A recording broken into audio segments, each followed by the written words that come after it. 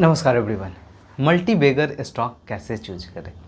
हर किसी का सपना रहता है कि ऐसे स्टॉक में इन्वेस्ट करूं जो मल्टी बैगर हो जाए, बहुत सारा प्रॉफिट दे। बट क्या एक ही स्टॉक में निवेश करना चाहिए या 10-15 में करना चाहिए? अगर निवेश करना भी चाहिए तो कैसे करें, कैसे फाइंड आउट करें, कैसे रिसर्च करें, कैसे पोर्टफोलियो को डाइवर्सिफाई करें। आज मैं आपके साथ कुछ टिप्स शेयर करने जा रहा हूँ जो कि काफ़ी हेल्पफुल है। और मेरा पर्सनल नहीं है, मैं भी बहुत सारे इंटरनेशनल जो इन्वेस्टर हैं उनका इंटरव्यू सुनता हूँ, बुक्स पढ़ता हूँ और तब जाके बहुत सारे थॉट्स आते हैं, तब आपके साथ शेयर करता हूँ। देखो, जब भी आप कहीं स्टॉक में निवेश करें तो पहला जो गलती लोग करता है कि किसी के कहने सुनने पे ले लेता है, चाहे वो व्हाट्सएप चैनल हो, टेलीग्राम चैनल्स हो, या किसी फ्रेंड्स फैमिली मेम्बर्स हो, या टीवी चैनल्स पे सुन के स्टॉक में निवेश करते हैं। ऐसा नहीं करना चाहिए। 5,000 प्लस कंपनी लिस्टेड है शेयर मार्केट में। आपको प्रॉपर रिसर्च करना पड़ेगा। आप कौन से फील्ड को ज़्यादा परफॉर्मेंस ज़्यादा बेटर तरीके से जानते हो। जैसे मैं एक एग्जांपल दे रहा हूँ इंडस्ट्री का। आईटी हो गया, रियल एस्टेट होगा, फार्मास्यूटिकल हो गया, एंटरटेनमेंट हो गया, एफएमसीजी हो गया। ये अलग अलग सेक्टर है। अगर मैं आपसे पूछता हूँ कि आप किस सेक्टर में अपना कंपनी खोलना चाहते हो, क्योंकि इन्वेस्ट कर रहे हो इट मीन्स कि आप उस कंपनी का मालिक बन रहे हो, राइट। कुछ शेयर ले रहे हो। तो मैं आपसे पूछना चाह रहा हूँ कि आप कौन से कंपनी खोलना चाह रहे हो, उसको आप ध्यान रखें। जब उस कंपनी को खोलना चाह रहे हो तो उसमें आप क्या रिसर्च करते हो, कैसे कंपनी ग्रो हो जाएगा, अभी उस कंपनी कितना लेवल पे है, उसी के रेंज में और सारी कंपनी जो है वो कैसा परफॉर्म करे, उसका रेंज क्या है, इन सारी चीज़ को देखना पड़ेगा। फॉर एग्जांपल फार्मास्यूटिकल का बहुत सारे कंपनी है, राइट। अब एक कंपनी रिसर्च पे पैसा नहीं डाल रही है, एक कंपनी जो पुराने जो उसका प्रोडक्ट है वही बना रही है, और दूसरी कंपनी जो है एक प्रॉपर तरीके से रिसर्च कर रही है, न्यू न्यू टेक्नोलॉजी को अडेप्ट कर रही है, न्यू न्यू जो रोग जो हो रहे हैं उस पर रिसर्च कर रहा है। तो ऑब्वियसली जो प्रॉपर रिसर्च कर रहा है इन सारी चीज़, वो ज़्यादा ग्रो करेगा। हालांकि जो कोई कंपनी खोलता है उसका इतना दिमाग कमज़ोर नहीं रहता है, प्रॉपर रिसर्च करते ही हैं।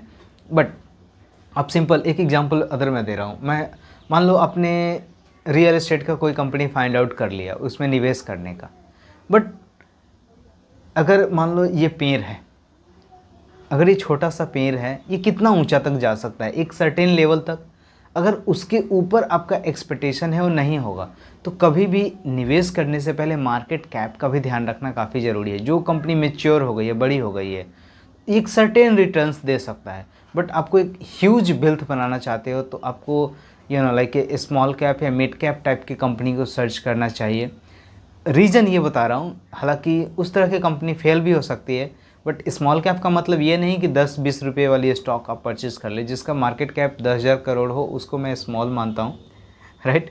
सो एक ऐसा इंडस्ट्री फाइंड आउट करे जो अगले 5 साल में बूम करने वाला है, और उस इंडस्ट्री में ऐसा कंपनी फाइंड आउट करे जो स्मॉल स्टेज में है, मिड स्टेज में है, उसका प्रमोटर सही है, कंपनी का मैनेजमेंट सही है, कंपनी का सीईओ सही है, उसका एक्सपीरियंस सही है, वर्क एथिक्स सही है, कोई फ्रॉड केसेस नहीं है।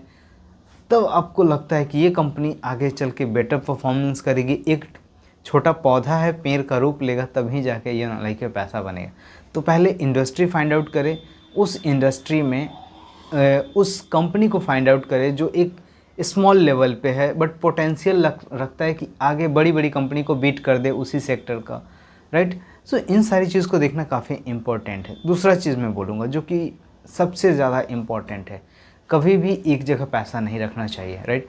जनरली लोग गलती करते हैं कि एक ही जगह सारा पैसा लगा देते। नहीं, आपको 5 सेक्टर डिसाइड करे, 3 सेक्टर डिसाइड करे, उसके अलग अलग कंपनी में जो है निवेश करें, ताकि अगर एक इंडस्ट्री 5 साल तक अच्छा परफॉर्म ना करे तो दूसरा कंपनी अच्छा परफॉर्म करे और एवरेज का आपको फ़ायदा मिले। आपने सुना होगा CAGR, compound annual growth rate. तो अगर आपका 20, 25, 30 तक का मिल रहा है तब तो बहुत अच्छा है, बहुत बेटर पोजीशन में है। इंडेक्स फंड को भी आप बीट कर ले रहे हैं, 17-18 भी आ रहा है, बहुत अच्छा है।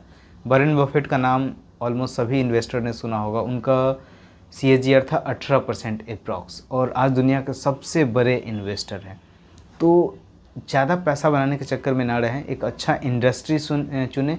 और सिंपल, आपको 15 से 18% के बीच में अगर आ जा रहा है तब आप समझो कि शेयर मार्केट के एकदम परफॉर्मेंस खिलाड़ी हो आप, राइट। सो अपने पोर्टफोलियो को डाइवर्सिफाई करें। और एक एज रूल है, हालांकि ये आपके ऊपर डिपेंड करता है, आपके एज यानी 100 माइनस एज को सब्ट्रैक्ट करें, यानी कि आप 30 साल के हो तो 70% इक्विटी में और 30% डेट में आप जो है निवेश करें, ऐसा एक अच्छा माना जाता है। बट ये कम्प्लीटली आपके ऊपर है, आपके लाइक स्ट्रैटी, आपके रिस्क लेने के कैपेबिलिटी पे भी लाइक निर्भर करता है। सो इन सारी चीज़ को अपनाएं और फंडामेंटल एनालिसिस सीखें। 11th-12th का कॉमर्स का बुक लाइक पढ़े, इससे आपको आइडिया मिल जाएगा कि किसी कंपनी को कैसे बेस्ट तरीके से फाइंड आउट करते हैं। उसके बाद निवेश करें रिस्क रिवॉर्ड्स को समझकर।